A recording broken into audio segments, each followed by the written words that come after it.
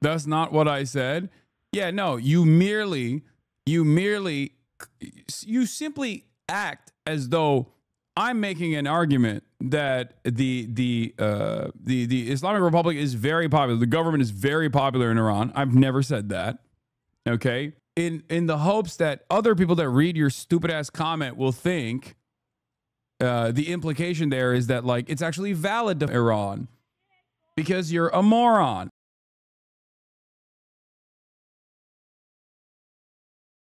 Be escalating there. What can you tell us? Escalating indeed, and a very good morning, Gail. Israel has expanded its aerial assault on Iran, not only striking nuclear facilities and assassinating senior military leaders, now targeting the regime-controlled media.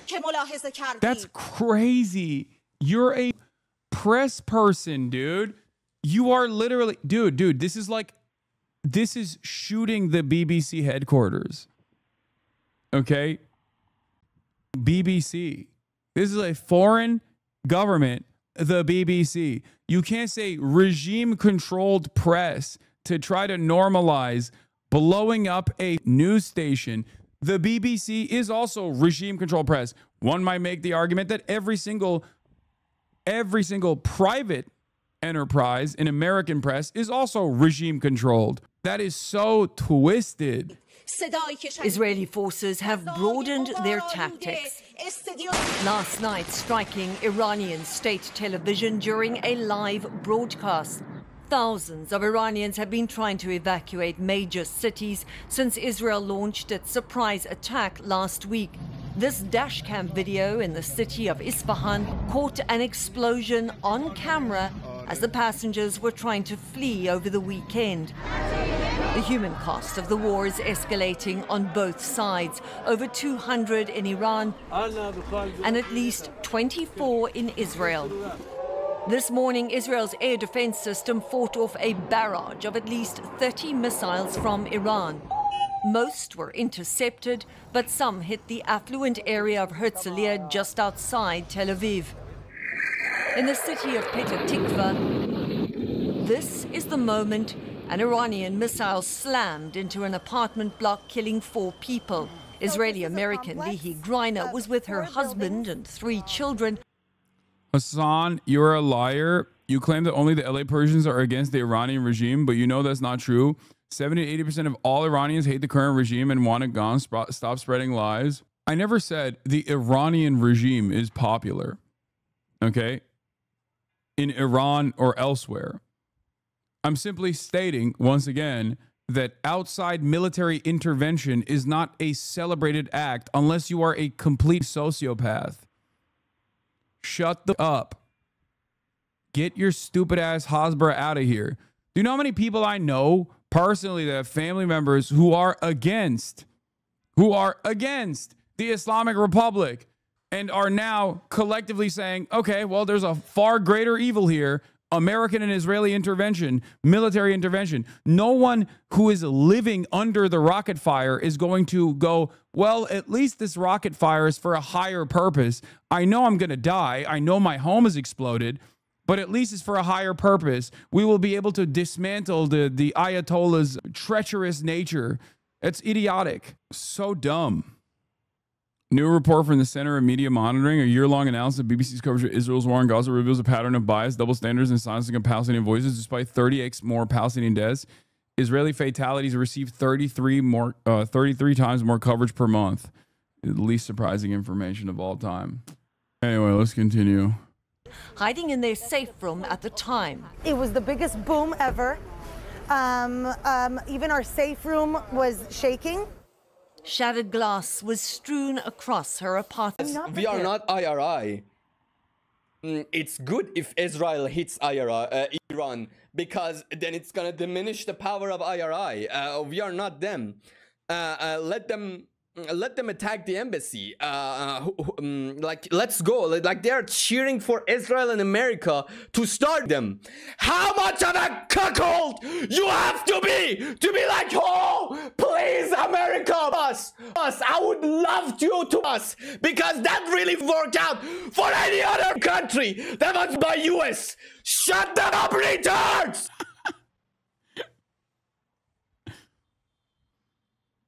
No, you guys don't understand. This guy is clearly an asset. He doesn't know what he's saying. No, I have it on good authority that every Persian in Tehran is saying, please, boss, please. I am Iranian. I am Persian. Please, boss. Please, Israel. Please, boss. That's what they're saying, right? Stupid ass, dumbass, moronic donkeys in the chat. That's not what I said. Holy shit, man. Oh my god. These are the people who are cheering for Israel. All right? And That's not what I said. Yeah, no, you simply act as though I'm making an argument that the Islamic Republic is very popular. The government is very popular in Iran. I've never said that.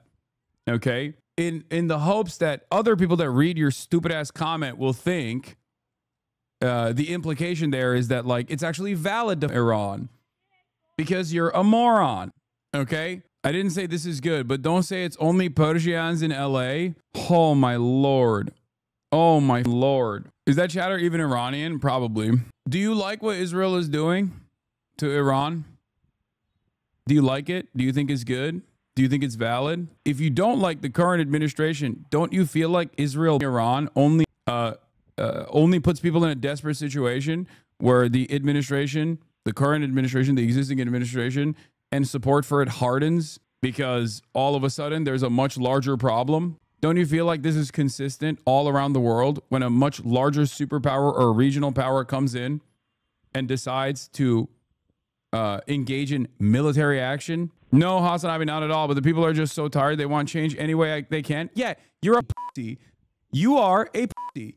You don't want to be like, no, the people actually love that Israel is Iran, because you would sound like a moron if you were to say that. So you're trying to take the long road of basically saying, oh, the people are just tired. They want regime change any way they can. Any way they can implies that they want regime change through Israeli attacks. Okay? Shut the fuck up. Just say it with your goddamn chest. Say it. Perhaps you also recognize how stupid that sounds, which is why you're not saying it, which is why you get really butthurt when I call you out. Yeah, once again, people hate Saddam. We have to liberate. The people will welcome us liberators. People hate the Ayatollah. We have to Iran. They will welcome us. They will welcome us as liberators. Russia said that about Ukraine. Ukraine is Nazified. Zelensky is corrupt. We have to Ukraine. They will welcome us liberators. They will welcome us as liberators. Every regional power and superpower says the exact same dumb bullshit. Okay? These countries have issues, of course, but they need to be worked out through the regular process, through popular mobilization, through potentially a real revolution. And any kind of foreign intervention puts a direct stop on that. Benjamin Netanyahu said, people hate Hamas. We are liberating Palestinians from Hamas. They will welcome us as liberators. Look at Gaza now. Do you think that's what Tehran should look like as well? I always use my own personal experience with this. America has always had complete control through the Cold War over Turkey by way of NATO. Okay, they did an Operation Gladio in Turkey. They have complete control over Turkey. Okay, Turkey has American nukes in American military bases inside of its national boundaries. But as soon as Erdogan stepped a little bit out of line, they tried to do a coup d'etat. What happened? Every single person that despised Erdogan recognized that it was far worse if the American coup that literally killed Turkish civilians, by the way, utilizing Turkish military as a parallel state that America had designed in the country, was far less popular of an outcome than Erdogan continuing to be the leader. Erdogan developed so much popularity that he was able to actually, one, implement martial law in the country for an extended period of time, claim that every single one of his political opposition and his enemies are actually Fethullah Gulen, a CIA asset, the one that America used, the cleric that used to live in the Poconos before he died. Some of them were literally Fethullah assets, but a lot of people weren't. They just simply claimed, oh, you're Fethullah Gulen, you're a Gulenist, and arrest all opposition. And then also on top of that, he was able to put together a referendum to change the constitution of the country from a parliamentary structure to a presidential one. basically solidifying his permanent power.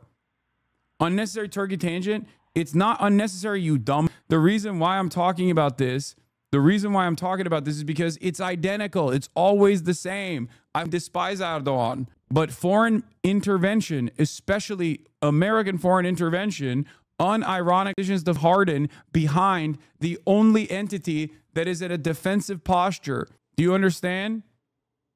So if you want real democratic regime change in Iran, then tell America to stay out of Iran. That is the only way.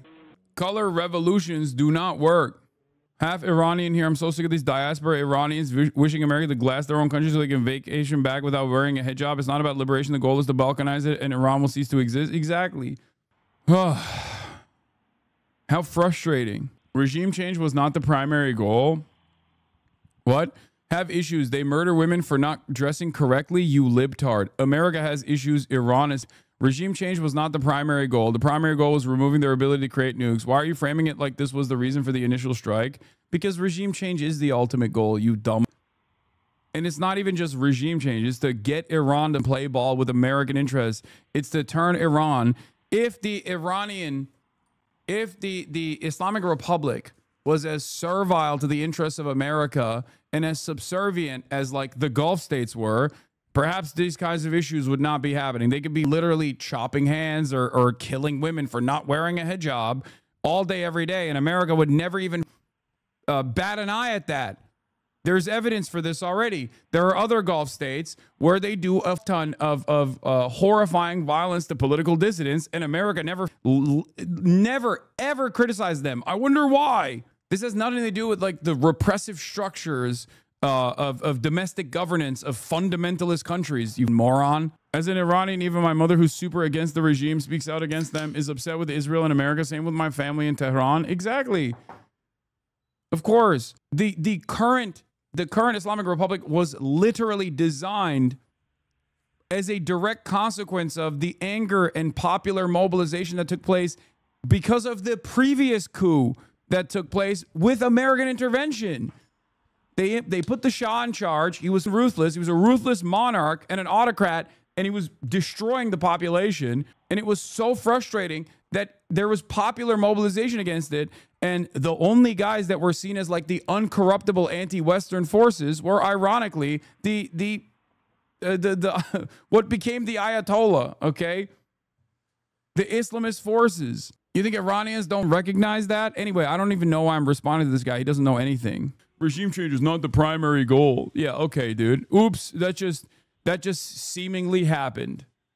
Like initially, the revolution, the Iranian revolution was popular mobilization of all different political dissidents in the country, including leftist mobilization in the country as well. What came after that was actually an issue of consequence, because in order to basically in order to solidify and centralize support around the Ayatollah, the Islamic Republic basically destroyed any kind of leftist mobilization that actually helped them thwart the Shah. They turned around and implemented similar policies of brutality towards their own allies that helped them win power. That's where a lot of this resentment and frustration towards the current regime comes from inside of Iran. Iran almost had an internal regime change over the hijab protest in 2022. Like, Jesus, Iran is one step away from the government collapsing due to public pressure. Doing this just reinforces support for the government is stupid. The Ayatollah was propped up too, though. There was real communist mobilization during the revolution, and the Ayatollah used them and then executed all of them. My aunt was a member and got away from the raids that rounded up the commies. Yeah. I agree with your statement about intervention undermining progress. Do you believe it applies to North Korea? I would go so far as to say that the current North Korean government takes advantage of the economic strangulation that the country experiences and keeps the country and its information as limited as possible in order to maintain its power. So yes, it would make it quite difficult to maintain a stranglehold on the population in the way that like the Kim dynasty has if they had complete connection to the outside world. I don't like Israel at all. They're committing a genocide, but you don't do enough to call out the Iranian regime, Hasan. You make them seem like the good guys a lot of time when they're not. They fund terrorist groups and kill their own people like it's nothing. They've been stealing money, destroying the country, then sending embezzled money to the U.S. and Canada for their kids living there. Their only goal is to oppress their own people and steal as much as possible. Oh, brother, I don't know why we're playing this song and dance, okay? I don't know why. If you want to criticize the Islamic Republic, the largest criticism should be that they've been unimaginably restrained in an effort not to incur severe penalties for the Iranian civilian population. Remove the fatwa for developing a nuclear weapon now. Okay? Yeah. Do you think carpet bombing Tehran will actually solve this equation, will solve this problem? Because if the answer is no, then there is no reason for us to have this back and forth. It's the same. Dude, I don't know if it's the tendency of liberalism to be like, excuse me, why aren't you criticizing Hamas right now? As like the Palestinian population is getting slaughtered by Israel. It takes liberals 7 to 8 months of total societal collapse and annihilation to finally recognize, yeah, maybe actually I shouldn't be criticizing Hamas here. And maybe Israel is the larger evil here, the greater evil here. Maybe I shouldn't be criticizing the Islamic Republic in this moment, you know? Maybe America and Israel are far more consequential and far worse for the Iranian population right now. Like, do you have to watch people from your country get slaughtered? How many people do you have to see die before you go, okay, maybe Israel is worse, my bad? Because inevitably, you are going to arrive at that conclusion. And the ones that don't become full tilt reactionaries. Why are you watching Jason clips when you're 40? My nephew. That's why. I watched one Jason clip in the morning. We've been doing Iran-Israel coverage for the past hour and 30 minutes, and this guy's still operating on his Motorola phone. It's like, oh, got you.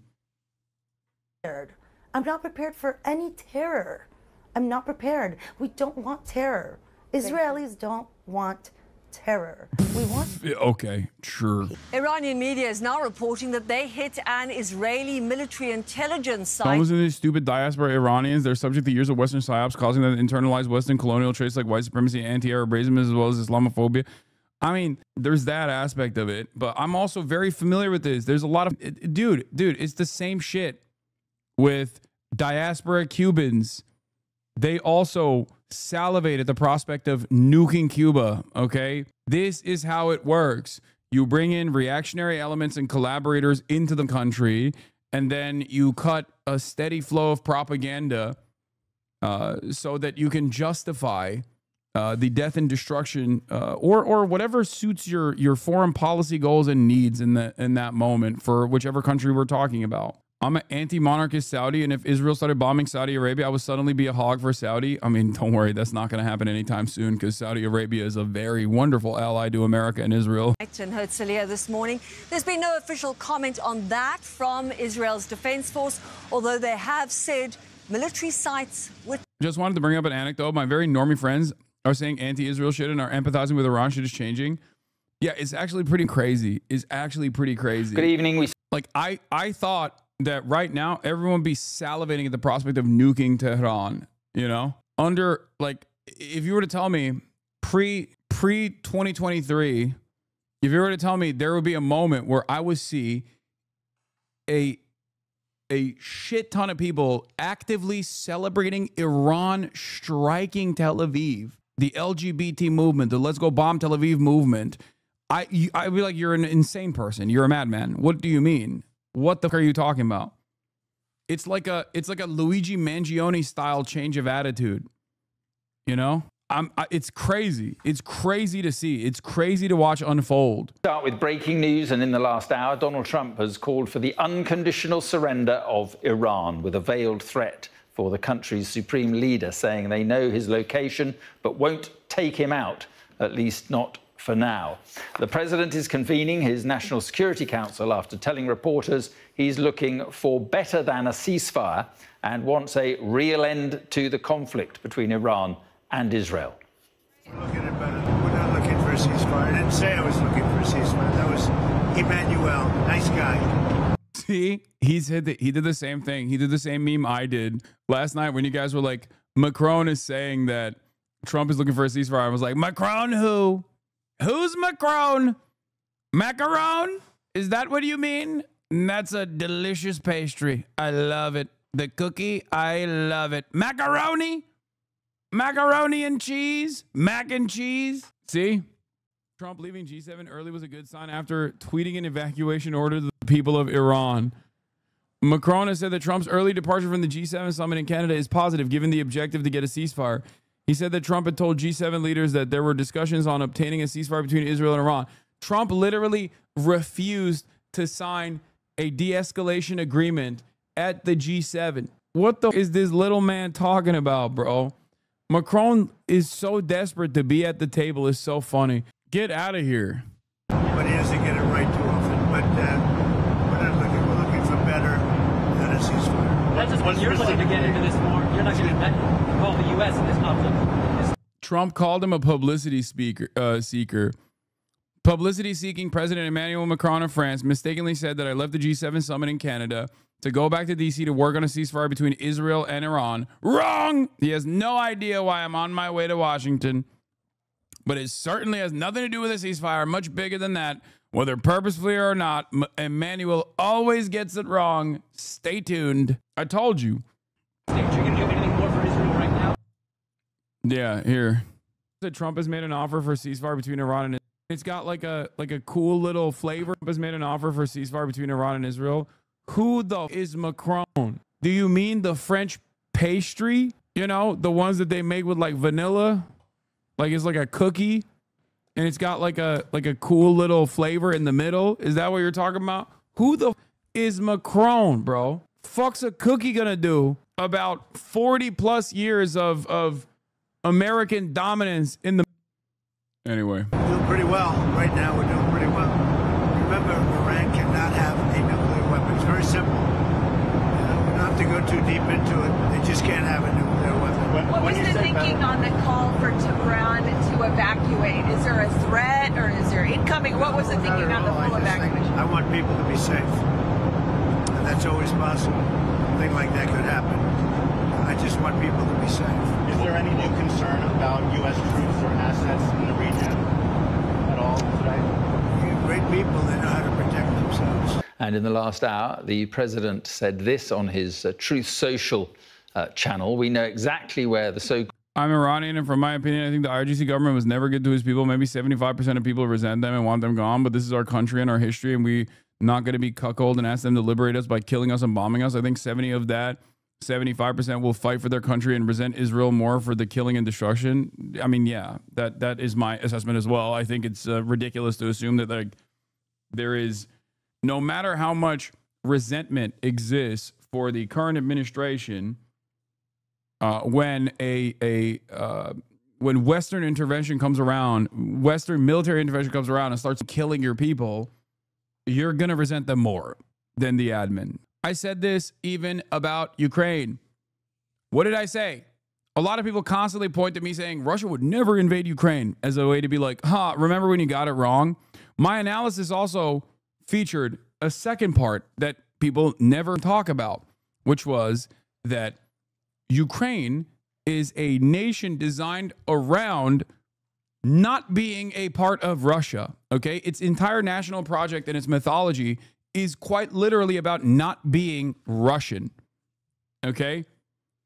So as soon as Russia goes into denazify, the only thing that it will do, and I was 100% correct on this, is that every single person that previously fought against Nazi elements, for example, like the paramilitary groups that existed with football hooligans that were doing like security work, right? All of those, like the Azov battalion or whatever, they would then take up arms alongside them.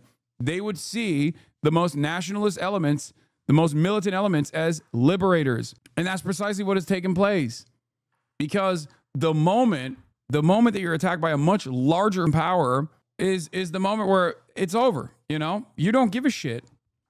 Same thing with Hamas. There's plenty of people in Gaza that don't like Hamas, but it doesn't matter because those are the only people that have arms right now that are fighting against the Israeli ethnic cleansing campaign. Okay, you about Ukraine, you said Russia deserved Crimea. Then you said Poles under guns and threat of violence under a fascist regime. No, none of the things that you just mentioned are correct. Joke, I love you. Don't forget to do the ad break. I like that every single thing that you said here is just completely incorrect. I did not say any of those things. You just watched clips and you took your nose from a dude who made shit up about my position. Called Supreme Leader is hiding. He is an easy target, but is safe there. We're not going to take him out. Kill, exclamation mark in brackets, at least not for now.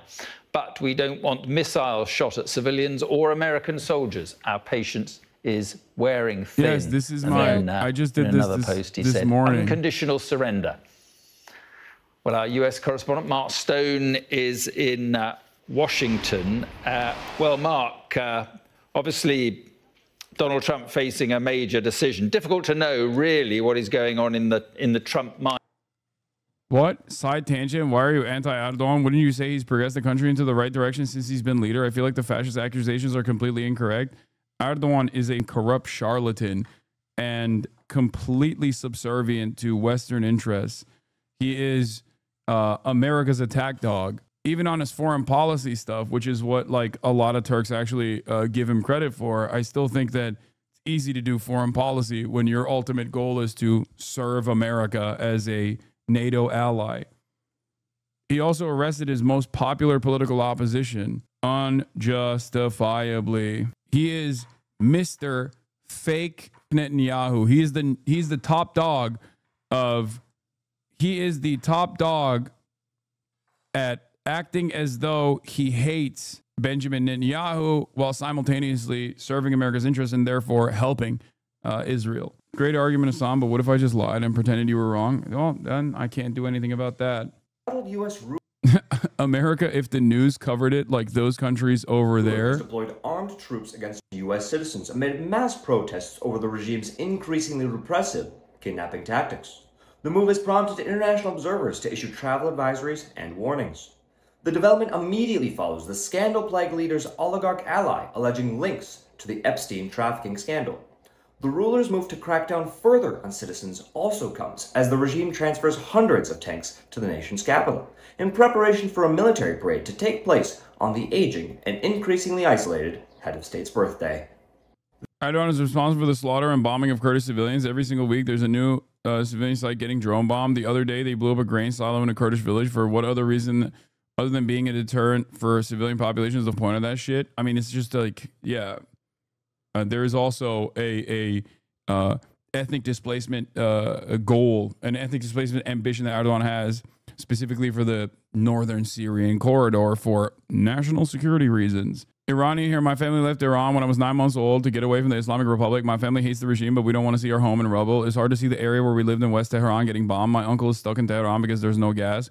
We want internal regime change, not external. We don't want to see our country fracture or go into civil war. Exactly. It makes total sense, even though there are some diaspora Persians that do take it to that level.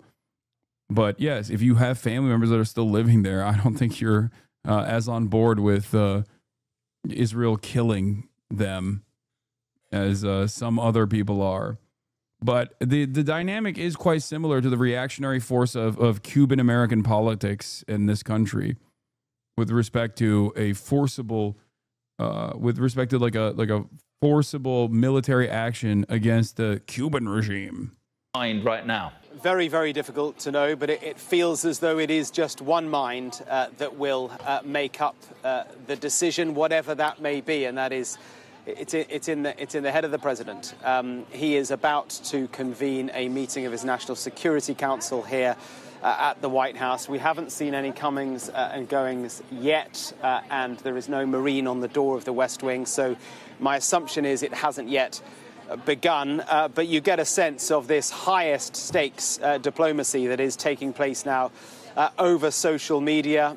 He is being pretty open about his thoughts, and those thoughts are ambiguous. They seem to meander from one side of, maybe there is an option for negotiation to the very extreme, we will potentially take out, kill, as you say, the supreme leader. So all of this, I think, is intentional. It is designed to really focus the mind of the leadership in Iran. It is to keep them guessing. He believes that he can still get them round the negotiating table as recently as last night.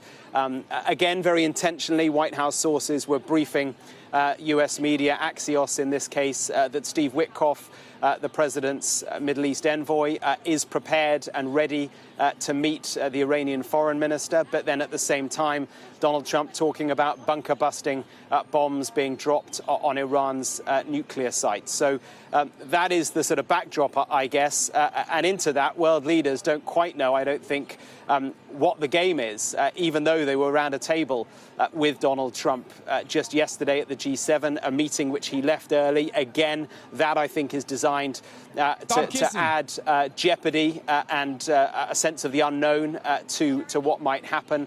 He left in a hurry last night, was posting on social media well into the night, and again early this morning. What is this? Isn't the Iranian government's fault for not working with the West like Saudis to prevent this war, even for its own survival and people's benefit? Long before this war started as a foreign policy, would it not be truly sovereign then, or what? What the... Dude, that's crazy. Why are people not kissing the ring is wild. This also just simply does not take into consideration what Western intervention looked like. The current administration in Iran is a direct response to how angry people were at the previous Western-backed puppet state leadership, which was a monarch. Like, what are we talking about? Also, in spite of all that, they did do that. They did the Obama denuclearization agreement in spite of their understandable resentment. They literally followed through. Trump threw it aside, and then was in the process, I believe, of restoring it to in a similar fashion. So far, Israel has launched. Ayatollah Khamenei could fix this with 3 words: Trump Tower Tehran.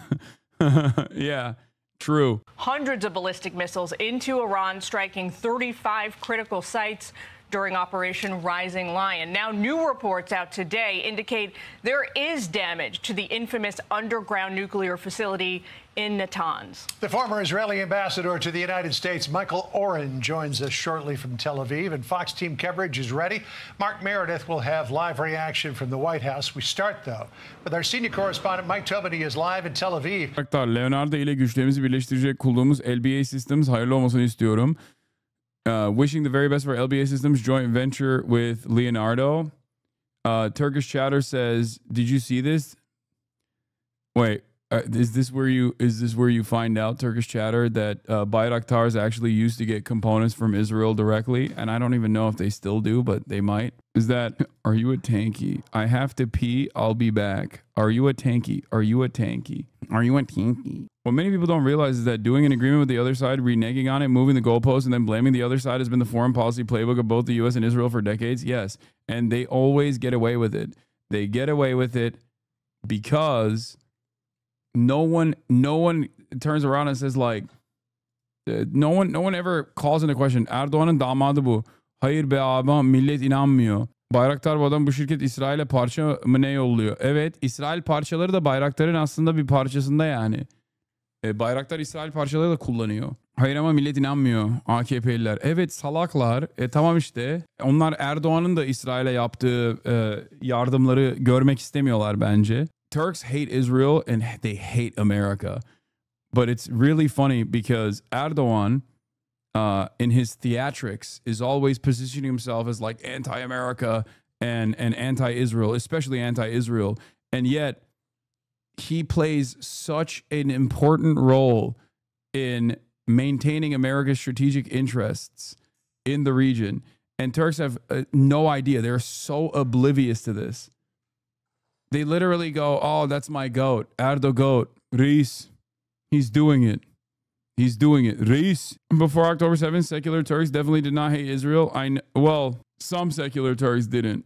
Okay. "Oh, we know you hate America, Lamau." I mean, I live here. I remember because they yelled at me. They yelled at me nonstop. I remember. They all quieted down real quick, though. Every single Turkish movement that ripped my asshole apart after October 7 for saying that they were being servile to Western interests by defending Israel because they hate Arabs. Every single one of them turned around and now act as though they were not antagonistic to Palestinians in the immediate aftermath of October 7. Every single one of them. You guys don't know this because most of you are English speaking and you don't speak Turkish, but the websites, all the forums, like all of the Turkish online, like especially like the nationalist secular movements that were somewhat in opposition to the Erdogan government, like all these other like new movements that were building online, they were super loud about saying shit like, oh, if you love Palestine so much, why don't you go and fight there? That's what they used to say. Very quickly, well, at least they were willing to change their opinion. It's not that they changed their opinion necessarily. It's that they were forced to change their opinion. Okay, according to Caitlin Collins, the national security team in the national security team meeting in the Situation Room has ended. It lasted for over an hour. We'll see which direction they move in now. Are Iranians fleeing Tehran amid this fighting? We know what's going on there in Israel. What's happening in Iran? Well, as far as the missile attacks that are coming out of Iran, their size and intensity have decreased dramatically. We've had a couple of missile attacks today. One of them, just about an hour or two ago, could have involved as few as 2 missiles. The IDF says one of them was intercepted. I've never seen a neck like this, bro. This guy is all neck. Holy moly. Earlier this morning, there was a missile attack involving some 20 ballistic missiles out of Iran. 4 of those got through. The damage was minimal. It resulted in a bus that caught fire, a structure that caught fire, and several craters that were formed in the ground, but no injuries reported from that. Now, Israel's defense minister has taken to the airways with a warning for Ayatollah. That man will never experience whiplash. If you actually rear end that man when he's driving his car, you get whiplash from how much the shock waves push back into your neck. That's how strong his neck is, dude. He's got the Formula One driver neck. Ayatollah Khamenei saying if he continues to fire missiles at Israel, he could meet the same fate as Saddam Hussein. Correct me if I'm wrong on this, but wasn't one of the targets they struck this morning actually a Mossad base? They're saying they hit nothing but Unit 8200. Yeah, there were a couple intelligence targets. I warn the Iranian dictator from continuing to commit war crimes, firing missiles at Israeli citizens. He should remember what happened to the dictator in the country neighboring Iran, who took this path against the state of Israel. And that is in line with... Yeah, here is from I Really Hate You. One of the Iranian missiles fired this morning hit the entrance to the intelligence division's logistics centers in Gililot. Breaking, Iran precisely targets Mossad intelligence facilities. Iranian ballistic missiles hit key Israeli intelligence sites, including the Mossad and Unit 8200 building in Herzliya and the intelligence director's logistics center in Gililot. I don't think it actually hit I don't think it hit like center mass though. I think it hit the at the entry point. What the frick is this, bro? Bro, it's coming right at him. Hello? Is it coming right at him? I can't tell.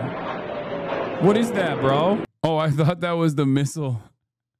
I thought that was, I was like, it's not moving. It's the sun. I'm so stupid. Oh, dude. I was like, what is happening? Don't act like you didn't think it too, bro. What do you mean? Yeah, I think that's the entrance, right? Or I don't think that's like directly, is that a target directly on the facility? Oh, shit. Oh, never mind.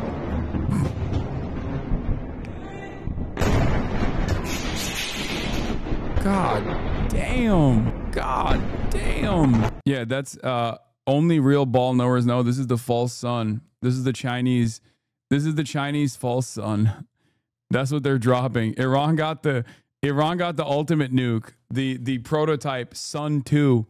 Don't try to lie your way out of this.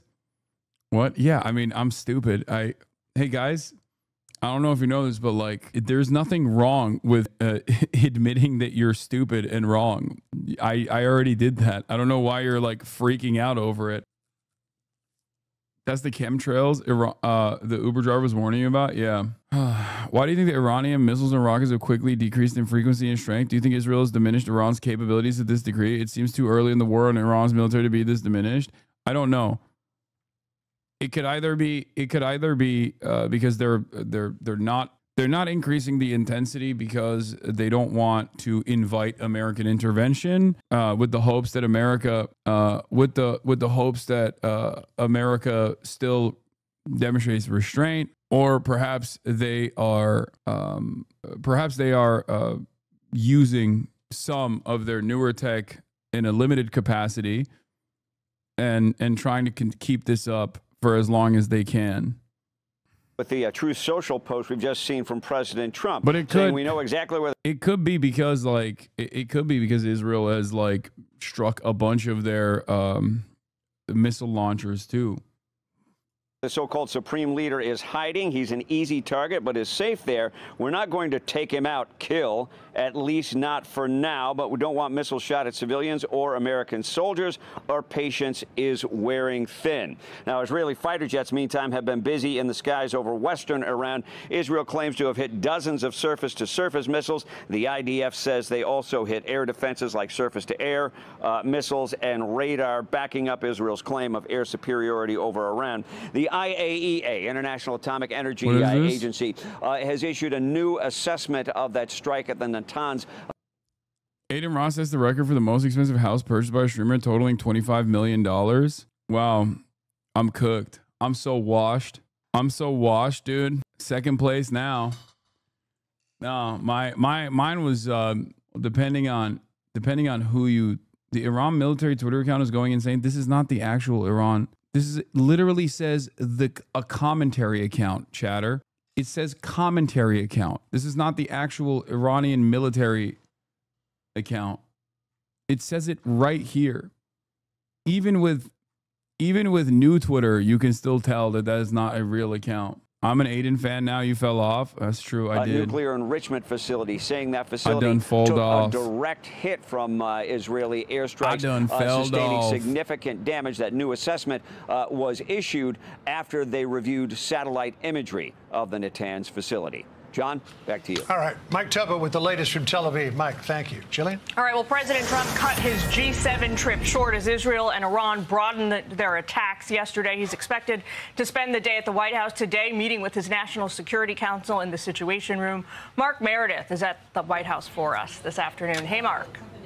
Jillian, good afternoon to you. The White House has President Trump himself throwing cold water on the idea that the U.S. is going to be brokering a ceasefire between Israel and Iran anytime soon, even though there's growing political pressure on the White House to limit any U.S. military exposure to what's happening in the Middle East. The president cut his trip to Canada short by a day, given the developments, the escalating violence between these two countries. And as you and John were just talking about, he's been quite active on Truth Social. Mike Tobin read one of the posts, but I wanted to read one of the other ones where he also said this, and it was interesting. He said the word we, because we now have complete and total control of the skies over Iran.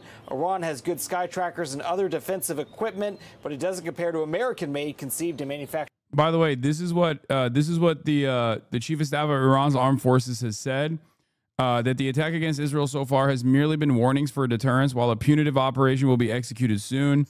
He calls on the residents of Haifa and Tel Aviv to evacuate. They've been kind of saying that, though. They've been saying that. A punitive response for Israel is coming soon. Iran's army commander-in-chief, Abdul Rahim Musawi, warned Tuesday. The operations carried out so far have merely been warnings for deterrence, and a punitive operation will be executed soon. They also mentioned that they're every now and then testing out the defenses to see what is penetrating through the Iron Dome, and that there will be a major retaliatory attack. But they've been saying that every single day. I think part of the issue is they killed the new guy, Khamenei, appointed again. I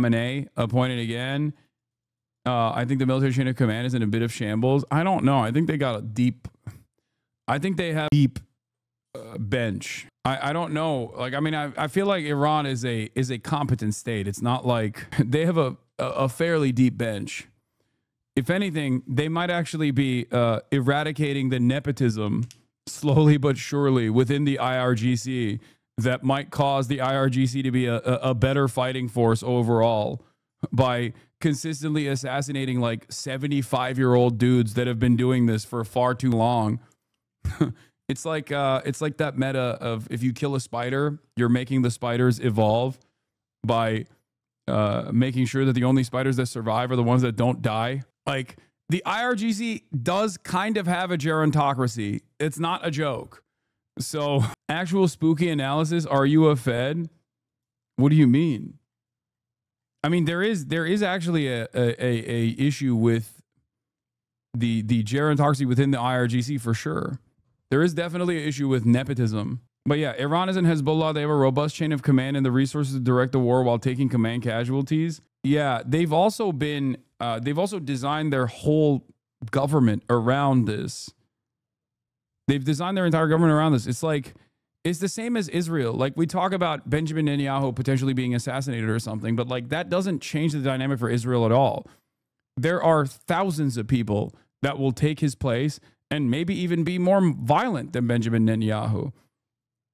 It's not like Russia, where I think, like, if there was a direct decapitation strike against Vladimir Putin and heads of state in Russia, I think that Russia would fall into a state of collapse because there's no contingency plan, as far as I know.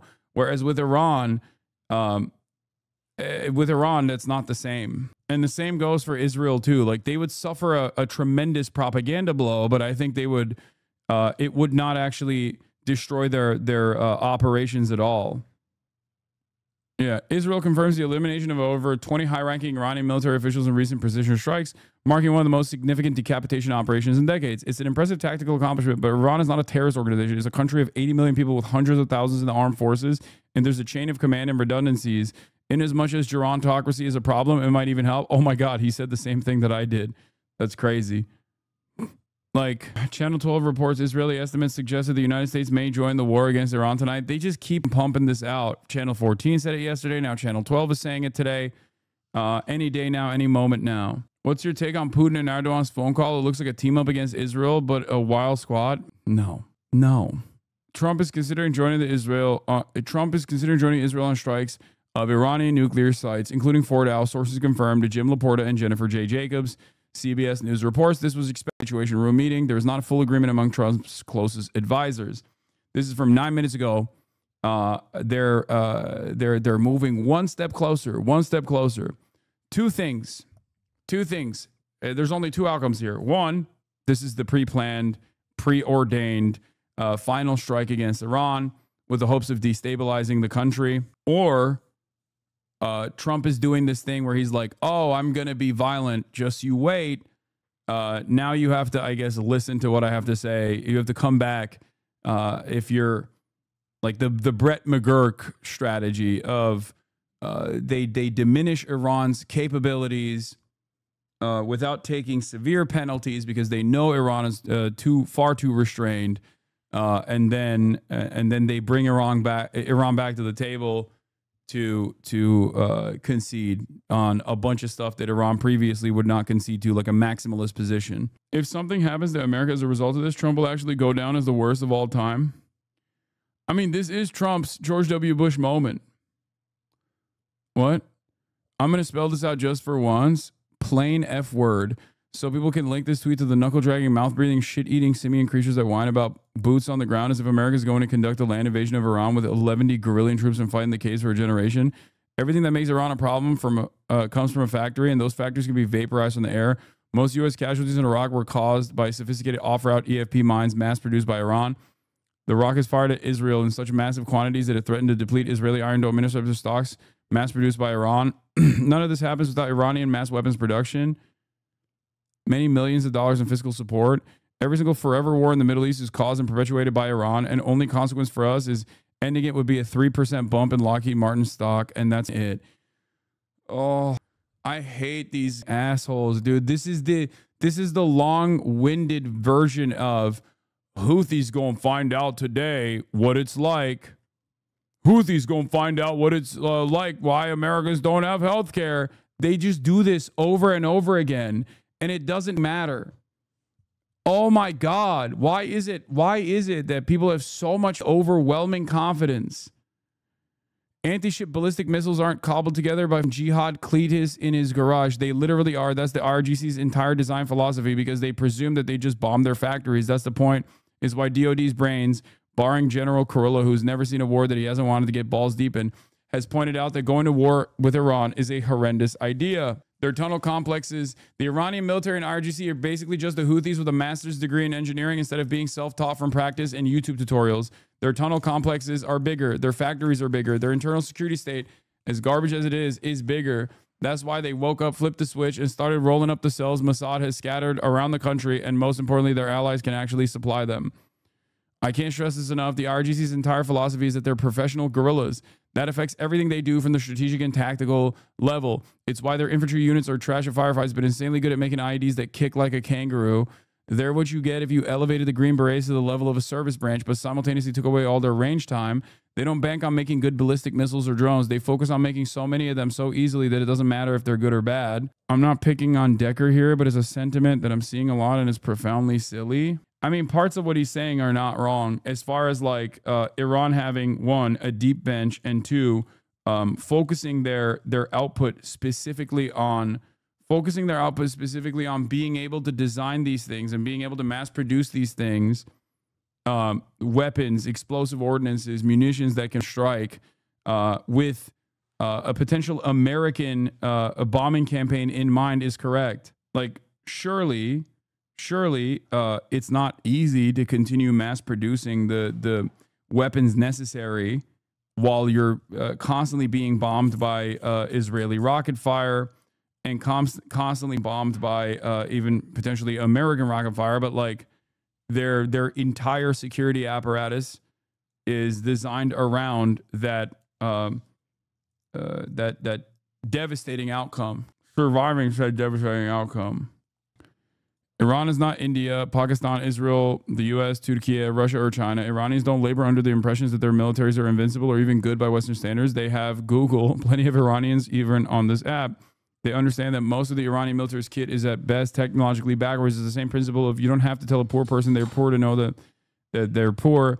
There's a general understanding that the Iranian military operates janky shit. The problem for anyone who wants to get at Iran is that they have a fuck ton of shit. It's easy to manufacture, it's hard to get to.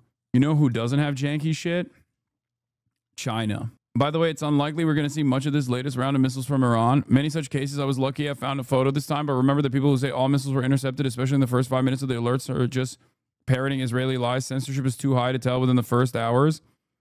First image of an impact from the latest Iranian targeting doesn't look like a 100% success interception that they and the propagandists can claim at the Afula area. The Haifa oil refinery went out of service, I think 2 days ago at this point, chatter. And the only reason why we found out that it went out of service, was completely decommissioned, is because they had to report it to the stock exchange. Israel is stamping out all of the successful missile strikes and the impact sites. They are criminalizing filming the impact sites. They're saying it's a matter of national security. Stuff. Nobody does it better than the good old USA. While Trump has been active on social media, so is Vice President Vance. He issued a lengthy statement online, making it clear all options remain on the table. Very quickly, the debate over what U.S. involvement may or may not look like is engulfing Capitol Hill, especially among Democrats. We're seeing two very different trains of thought play out. They have to be held accountable for what they've done. They are the ones that built and created the proxies like Hamas and Hezbollah and put our whole region in this kinds of chaos. Our whole region is not your region, you animal. I happen to believe that the U.S. being at war with Iran would be a colossal mistake. There is no national security imperative that suggests that we should. And it's not just Democrats who are speaking out against the possibility of any U.S. involvement in Iran. We know that today, House Republican of Kentucky was also Thomas Massie, was one of the ones who said he would try to limit the president's ability to use U.S. military against Iran without Congress's say-so. Jillian. As the president himself has been saying today, he might make a decision about how to engage here any moment. We'll be tracking it all afternoon. Thanks, Mark. John?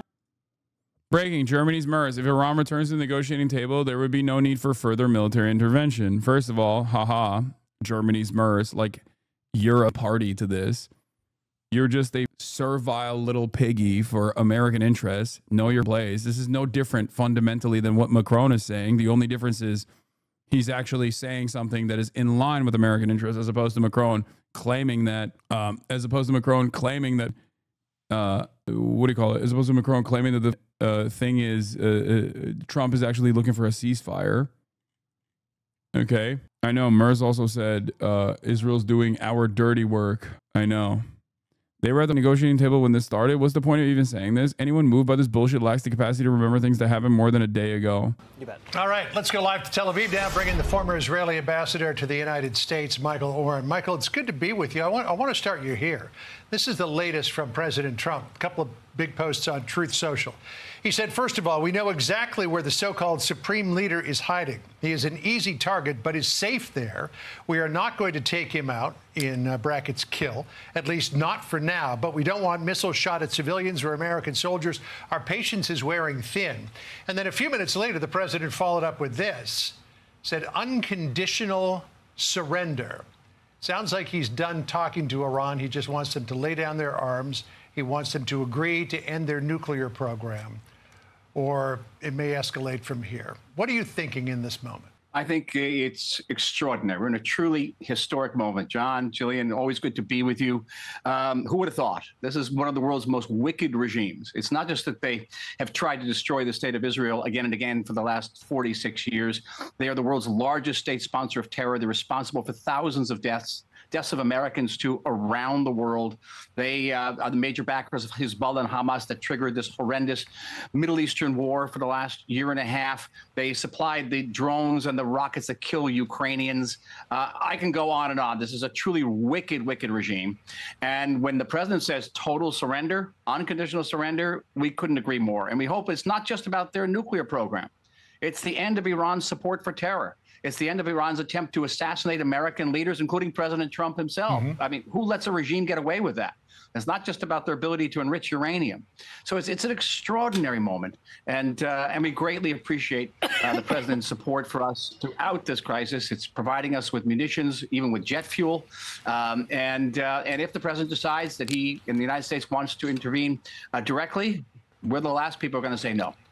Well, let me ask you this question. Can Israel accomplish its goals of eliminating Iran's nuclear program without U.S. help? But about eliminating, we certainly degrade it extremely. And if the Iranians do, they're going to negotiate about dismantling the program and not just capping the enrichment.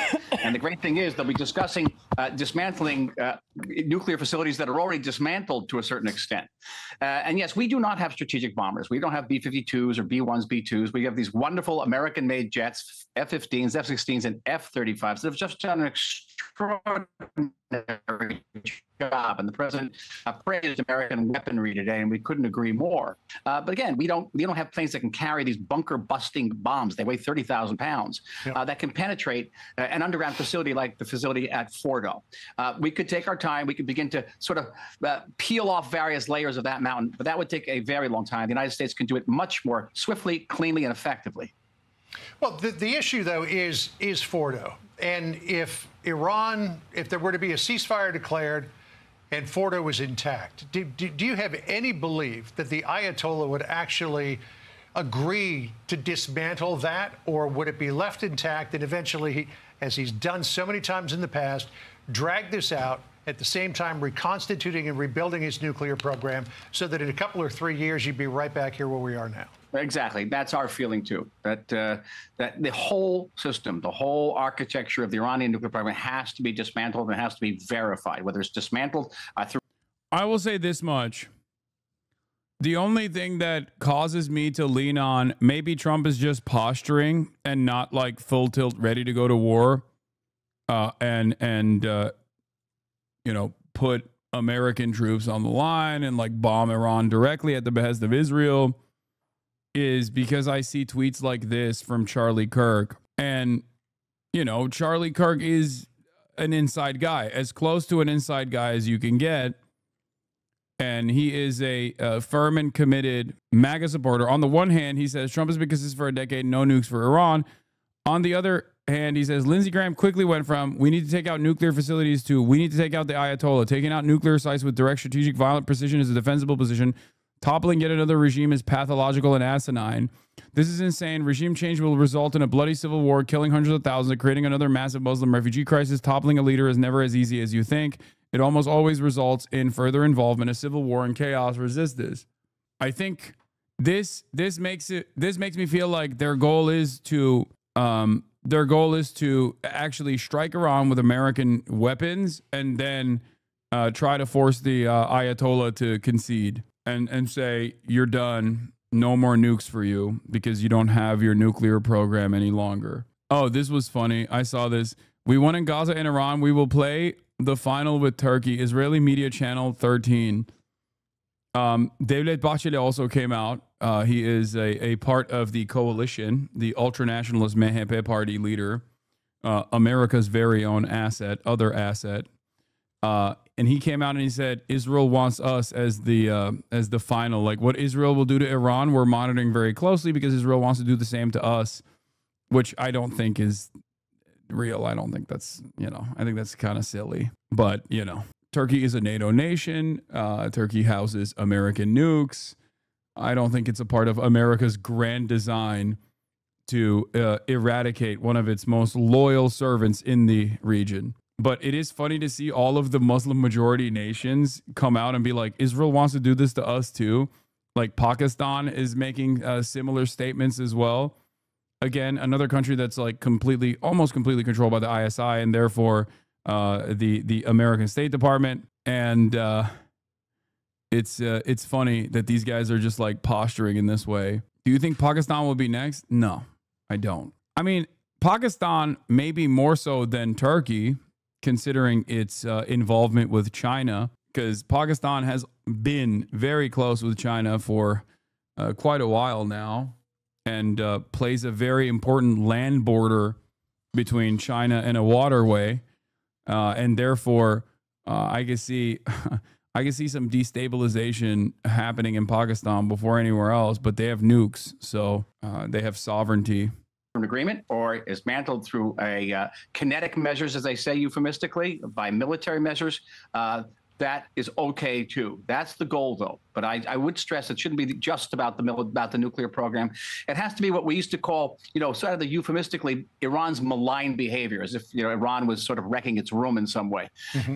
Iran, the world responsible, just killed hundreds of Americans. In Beirut, as you remember, John, assassinated American leaders, everyone from John Bolton to Mike Pompeo to the president himself. And by the way, they tried to assassinate me when I was in Washington, D.C. They don't care. These people are terrorists, and they should not get anywhere near a nuclear facility. So, we talk about the head of the snake, and President Trump has said we know where the Ayatollah is. He's safe for now, at least. Apparently, there are reports that the president vetoed the idea that Israel would take him out. Senator John Fetterman was on Fox earlier today and said he thought that was a mistake. Listen here. I think they should have targeted him, absolutely taken him out. I think the way Israel operates, they just take out the leadership just like they did with Hezbollah. And they've already done that with the Iranian leadership, just took them out even laying in their beds. And they didn't take down the whole building. They actually targeted where they lay in bed. So what do you think about that, Michael? I mean, you took out the head of the military and the new heads of the military. They were just taken out this morning. You took out Nasrallah. You took out Haniyeh. You've taken out Hamas leadership time and time again. He snuck Haniyeh in there. like Hasan Nasrallah is a high priority target that has tremendous military worth. Ismail Haniyeh is, or was at the time, the principal negotiator on the Hamas civil governance side. Not a militant at all and has never held a weapon as far as I know. Okay? Like, he just added that on there. He's like, well, they all sound Arabic. They all sound like Muslim names, Remember when they took out Ismail Haniyeh? Oh, cool. Okay. I guess they're all not human from your perspective, so all valid. And on the ground there in Gaza, why not just get rid of the Ayatollah? Or are you concerned with what might follow in the power vacuum? Well, I think it's more that I don't think anybody in the state of Israel would shed a slightest tear if Mr. Khomeini would meet his maker, and I think the maker would be very happy to see him. No, it's. I think what I really thought, is my background is in military history. When the president said unconditional surrender, what does that evoke? It meant when Roosevelt said that about Japan in World War II. And when Japan surrendered, Roosevelt and the Allies said, well, we're going to keep Emperor Hirohito, even though he bears a tremendous amount of responsibility for the attack on Pearl Harbor and the horrors that Japan affected throughout the world during the war. We're going to keep him because we need his legitimacy to legitimize the surrender. Now, that was the first thing that came to mind. This guy's connection is so ass cheeks. Moments ago, this post on Truth Social, perhaps the key line is the first sentence. The thing that doesn't make sense is, like, if Israel has complete control over Iranian skies, then does that mean that, like, Israel is allowing Iran to still continue striking inside of Tel Aviv and inside of Israel? Like, that makes no sense. They're like, oh yeah, we have complete control over the skies of Iran. So every time a ballistic missile actually successfully hits Israel, as it did this morning, around the same time that this dumbass tweeted about how he has complete control over the Iranian skies, I guess, like, Israel is allowing that to happen. They're like, nope, that's great. We love it. We love when. Also, I love that he just says, we now have complete control. Like, he's like, yep, me and Israel, we both, we're in it together.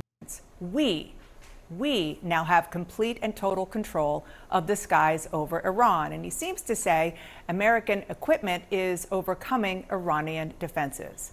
CNN's Jeff Zeleny is at the White House.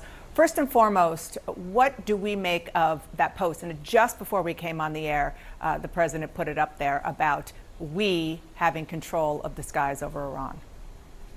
Dana, that word. Dana is so funny. Come on, Dana. You really hate that. You really hate that.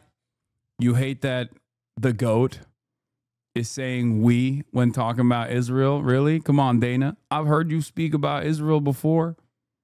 Are you acting different right now, Dana? Word is the central point there, being the longtime ally of the U.S., Israel, but using that construction. Jeff Zeleny, of course, longtime ally of Israel. We certainly implies that the United States is working in a partnership, in cooperation with. Yeah, Dana Fash went from Dana Fash to Dana Bothist. Israel. And now this is the most declarative thing that the president has said yet about the question that is hanging over this entire debate here at the White House. The president, of course, flying back overnight to Washington from the meeting of the G7 leaders in Canada. He believed that this was an urgent moment that he needed to be back here for. Just a few moments ago, Secretary of State Marco Rubio arrived here at the White House. So we do believe that there will be that meeting convening at some point in the Situation Room. But again, the central question, how directly will the U.S. be involved in ferreting out and perhaps destroying.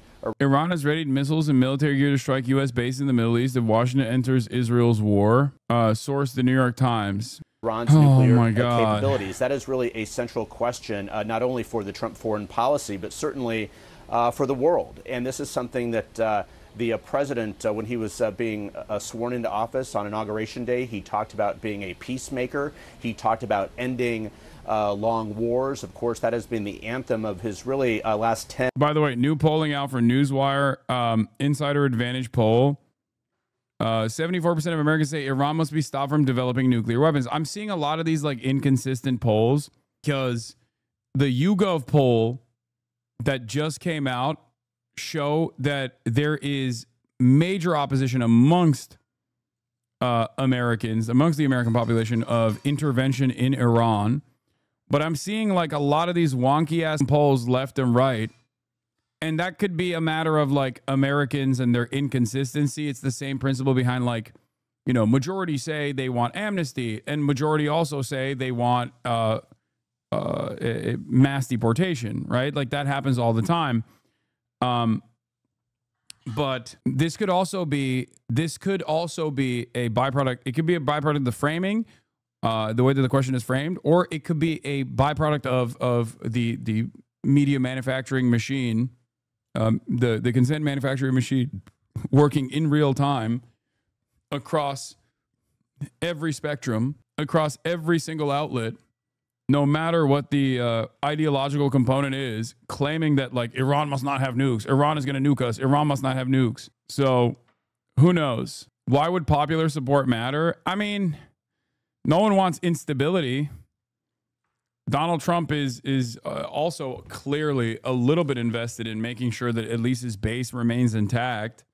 And if there are a tremendous amount of people in his base that are actively saying, we don't want to go to war with Iran, what the fuck are you doing? Then you know, that limits, I guess, that limits like how much intervention is how much public appetite there is for intervention, because he's already underwater with every aspect. Not that America is a real democracy that demands constant popular support for everything that the government is doing. Clearly, that doesn't exist. But you know, that's still somewhat of a concern. I think that's always going to be a concern of every administration, no matter what. And years in American political life here, but by saying we, that clearly is implicit there. But he's also responding to the vice president, to J.D. Vance, who offered some commentary just a short time ago as well, pushing back against this growing divide inside the MAGA movement. Some supporters of the president believe the U.S. should not be involved at all. And a very interesting window into part of the administration. Hasan's base does not care. We're not putting boots on the ground unless Iran directly hits military assets and kills directly military personnel. Yeah, that's the difference. That right there is not the incorrect assessment. You're right. If Americans have a broad appetite for, Air Force campaigns, as demonstrated by Yemen. The difference here, however, is that if they are doing bombing campaigns and Iran retaliates against American troop positions in the region, which they can very clearly strike, okay? Because there is a ton of American bases in the region, which Iran says they will. At that point, it's a matter of how much restraint will Iran apply? Will they actually eat American missile strikes without any retaliation whatsoever towards American military, American troops in the region? Because, as you said, then it's full-blown. The stock market cares. That's what will matter. I don't even know anymore. Administration's thinking coming from Vice President Vance. Let's read a part of it together. He says this, speaking of the president, he may decide he needs to take further action to end Iranian enrichment. That decision ultimately belongs to the president. The vice president goes on to say, and of course, people are right to be worried about foreign entanglement after the last 25 years of idiotic foreign policy. But I believe the president has earned some trust on this issue.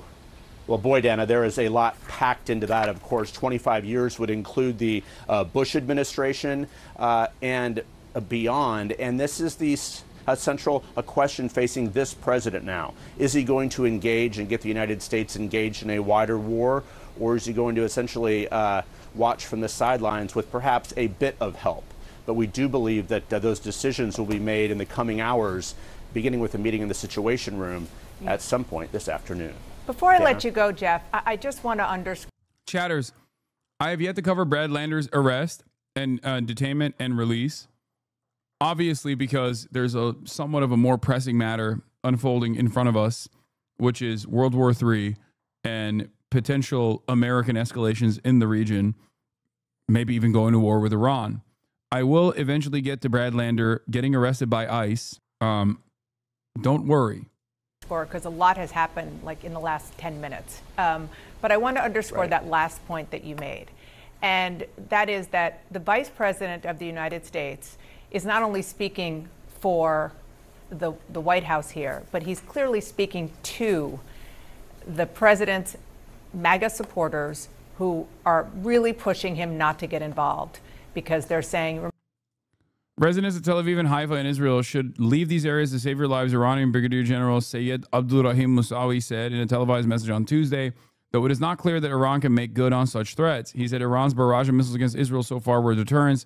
and soon Iran would move to retaliation attacks. I don't know either. I don't know. I don't know if Iran is simply posturing to create fear in Israeli society, create a sense of panic in Israeli society, or if they actually have the capacities to deliver a fuck ton of payload to these areas and truly damage like Israeli infrastructure. Iran Arabic News just said Iran is aiming their rockets towards American bases in the region in case Trump chooses to join the war. I struggle at reading Arabic. Lois, please read this. I saw.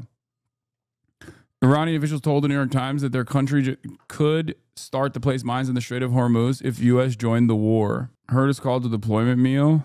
Brothers Defect has. I mean, these are, I don't know when these are from, but yes, the steak and lobster, surf and turf is deployment. Is a deployment meal. Yes. I still get the World War III angle here. Who would back Iran in this scenario? Russia and China. Also Armenia. Maybe Pakistan. Who knows? Most of the Middle East? Nah, they wouldn't. They wouldn't touch. They wouldn't join the war on the side of America and Israel. DPRK. Belarus. I mean, every day they've just been talking about how America any moment now is going to join. Who has historically been one of the leading voices opposed to the U.S. getting involved in foreign conflicts. It really was a remarkable, lengthy post that he put out for many reasons, but especially the internal GOP politics. It certainly was. I mean, in one hand, it's sending a message to the dissenters out there, Tucker Carlson and others who've been critical of the president, and just the idea that the United States would deepen its engagement. So the vice president basically told them to pipe down, and they should follow and trust the president. But Dana, also speaking potentially to divisions inside this own administration.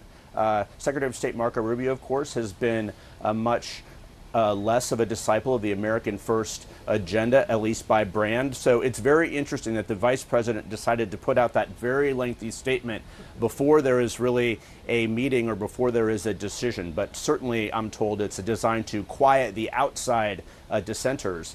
But even more, he, of course, has a seat at the table here. It's to perhaps push the president in one direction as well. Policymakers are free to ignore intelligence assessments, but I hope there was serious conversation between Trump and his national security team regarding any claims made by Israel to include a U.S. intelligence community assessment on those claims before any decisions were made. I raised earlier the point of having the intelligence community's take on Israeli claims was crucial. This means that, in effect, that Trump has chosen to believe the Israeli conclusions over those of his own intelligence community. Israel's shared intelligence they claim showed that Iran was working towards a bomb. U.S. intelligence agencies didn't see it that way. Oh, that's the other side of the story, by the way, that the American intelligence community's assessment, what you're hearing on mainstream news is entirely different than what is actually unfolding behind the scenes. The American intelligence community's assessment is that Iran is not 3 seconds to midnight on a nuclear weapon. Even Tulsi Gabbard said that. She confirmed it. And of course, Vance's statement was a wishy-washy way of trying to fix it. Look, I'm seeing this from the inside, and I'm admittedly biased towards our president and my friend. God, I hate him. He's such a pussy. I hate J.D. Vance so much. Oh, my God. Oh, my God. I think the thing that really pisses me off is this incredibly millennial way of posting when you're the goddamn vice president. My friend, but there's a lot of crazy stuff on social media, so I wanted to address some things directly on the Iran issue. First, POTUS has been amazingly consistent over the 10 years that Iran cannot have a nuclear weapon. Over the last few months, he encouraged his foreign policy team to reach a deal with the Iranians to accomplish his goal. The president has made clear that Iran cannot have uranium enrichment, and he said repeatedly that this would happen one of two ways, the easy way or the other way. Second, I've seen a lot of confusion over the issue of civilian nuclear power and uranium enrichment. These are distinct issues. Iran could have civilian nuclear power without enrichment, but Iran rejected that. Meanwhile, they've enriched uranium far above the level necessary for any civilian purpose. They've been found in violation of their non-proliferation obligations by the International Atomic Energy Agency, which is hardly a right-wing organization. It's one thing to want a civilian nuclear energy. It's another thing to demand sophisticated enrichment capacity. Interesting, because they're hitting the fucking civilian nuclear sites. So that's weird when you're saying that they should not be allowed to have nukes, and then you're simultaneously saying that these are distinct issues, but for Israel, it seems one and the same. And it's still another claim to enrichment while simultaneously violating basic non-proliferation obligations. Yeah, I wonder why. I wonder why. You know who also is in violation of non-proliferation obligations because they never signed on to it? Israel, man. Israel. Okay? Israel has nukes, has never signed a non-proliferation treaty, refuses to sign it. Everybody knows they have nukes. You're in the American government. You know they definitely have nukes. You know exactly how many nukes they have. Also, unlike Iran, I believe, if I'm not mistaken, Israel does have the capacity to deliver payload to America. Iran does not. Okay?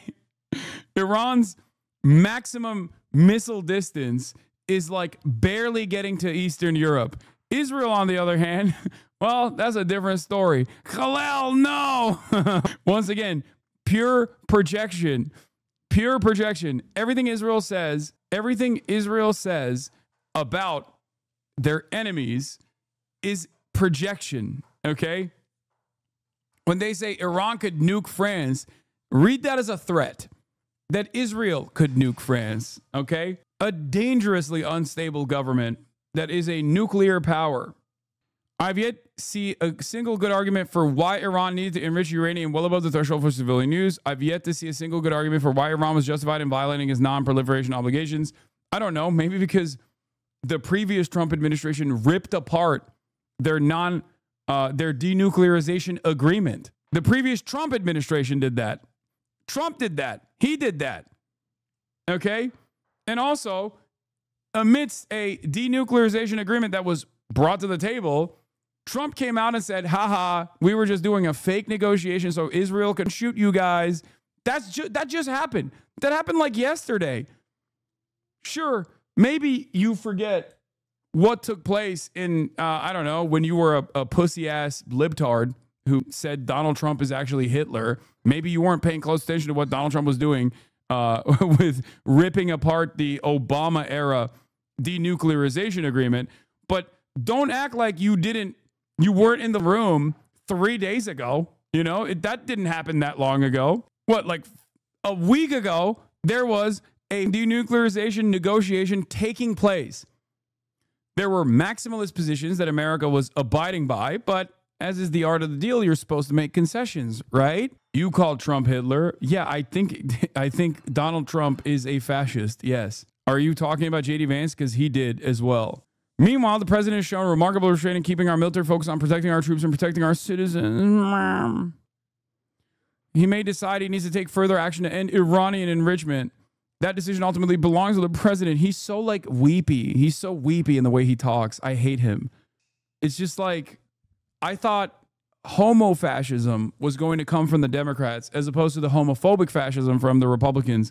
But J.D. Vance is carrying the torch of homo-fascism on the Republican right single-handedly. Okay? The weepy, condescending, like, oh, you guys are really doing it again, huh? I hate it. But I believe the president has earned some trust on this issue. Have you said thank you once? And having seen this up close and personal, I can assure you that he is only interested in using American military to accomplish the American people's goals. Aaron Mate, I've yet to see a single good argument for why Iran needs to enrich uranium. The argument is that Trump broke the original Iran nuclear deal, which capped Iran's enrichment at a threshold for civilian use. By killing that deal, which Iran was adhering to, Trump sent the message that the U.S. would not accept Iran enriching even for civilian use.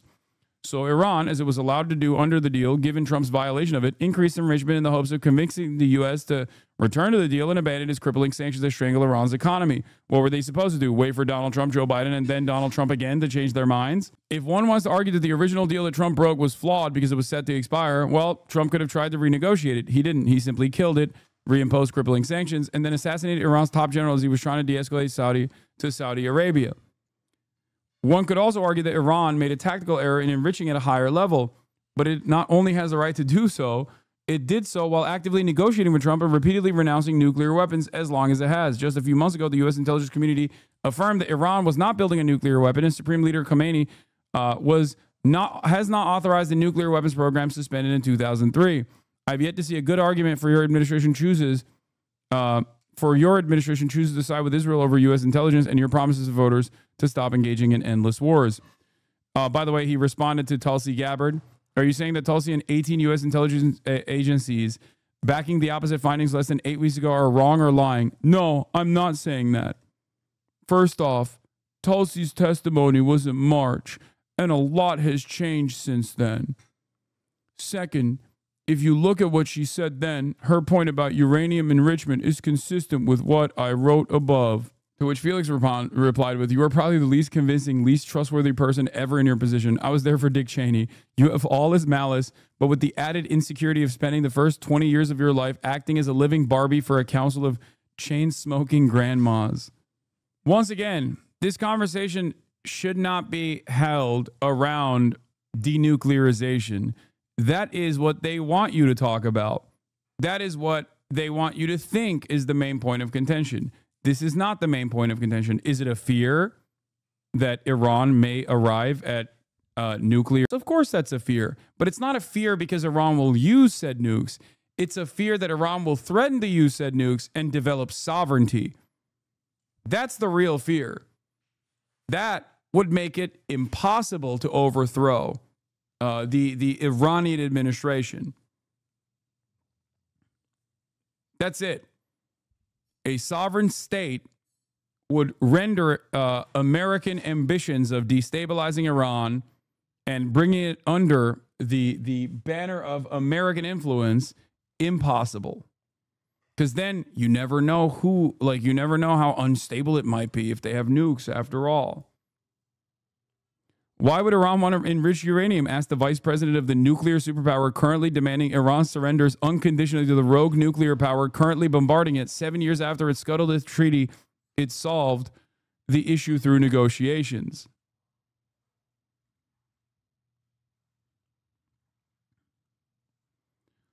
Iran must arrive at the tech tree at nuclear weapons if Iran wants to be a sovereign state. Damn it. Yeah, really, really fascinating turn of events in the last few minutes. Jeff, thank you so much for reporting it and making sense of it for us. And we have a terrific group of reporters here at the table to continue doing just that. CNN's Stephen Collinson, CNN's MJ Lee, Tyler Pager of the New York Times, and CNN's Lauren Fox. I just want to pick up where I just left off, Stephen, with Jeff. And I would even, perhaps go a step further, which is that not only is Vance sending a message to MAGA world, to Tucker Carlson and Steve Bannon, we'll hear some of what they have been saying in the last 24 hours in a second, but also maybe laying the groundwork for what's to come. Like he knows what's to come, and that's why he's sending that message now. Certainly, and I think Jeff is right. This is a message to the MAGA world, but it's also a message to Trump and his political conscience. He's saying effectively, you can go ahead and still be compatible with everything you stood for.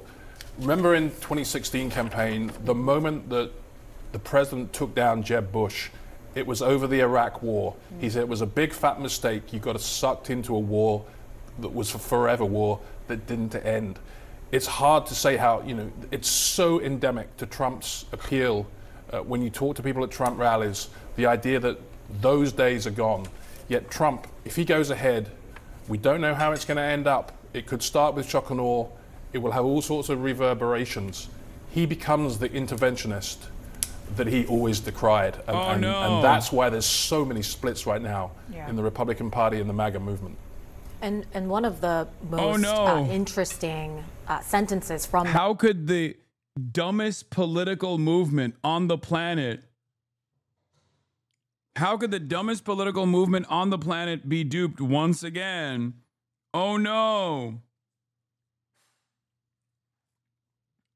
Surely this time things will be different. They will actually get really mad. Maybe. I hope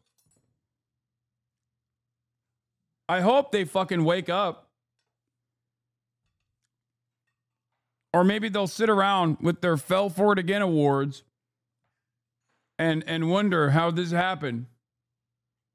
That long statement we saw from the vice president, I thought, was Jessica where he said Tarlov is he in is the chat. only No, I'm interested kidding. in using the American military to accomplish the American people's goals. I mean, Dana, that is not an outright rejection of the use of the American military. It actually sure sounds like he is priming the American public for the possibility of the U.S. getting directly involved. We're not saying that we know for sure this is going to happen, but all of the body language that we are seeing from this lengthy statement certainly suggests that this possibility is very much out there. I mean, you couple that with President Trump suddenly deciding to cut short a foreign trip, and a lot of signs are headed in that direction. I will just say one reason that I think this just is so remarkable, the possibility, the potential of this kind of intervention, is that President Trump, as a candidate and right before he was sworn in, was so determined to not have wars on his plate as he was getting sworn in. He didn't want the war in Ukraine. He certainly didn't want the conflict in Gaza.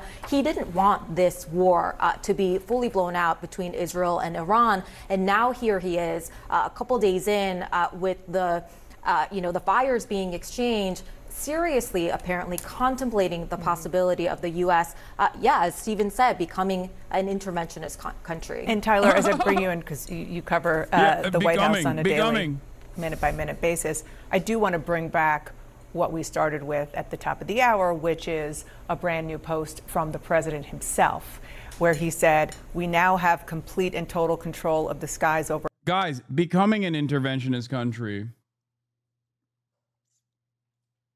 Con News, citing Western sources, said there are clear signs that U.S. may strike Iran very soon. Iran had good sky trackers and other defensive equipment, and plenty of it, but it doesn't compare to American-made, conceived, and manufactured stuff. Nobody does it better than the good old USA. Yeah, and I think this is part of this effort we've seen the president and his allies laying about how this fits into the America First policy. He's under fire from some critics, Tucker Carlson chief among them, and here we see him fashioning about how this is America First. I mean, the two things, MJ, just to add on to what you were saying, not only did he not want these wars, his inaugural address was all about being a peacemaker, peace through strength. We've talked to sources who said he's very obsessed with winning the Nobel Peace Prize. So it's not only remarkable that he doesn't want more conflict, it's that he's inserting the U.S. potentially into a greater conflict there. And I also think one of the things that's interesting, MJ, from the point that you just read of the vice president's statement, is that sounds a lot like former presidents justifying previous military actions, that actions overseas are in part to protect American interests, not just at home, but all around the world. And so it's just so interesting to see that language being used by two politicians who have made their name promising no forever wars, and promising not to engage in additional military conflict. Right. It's J.D. Vance, who is effectively the ambassador because he has such credibility with that part of the Republican Party, the newer part of the Republican Party, as opposed to what used to be most of the Republican Party, which is more hawkish.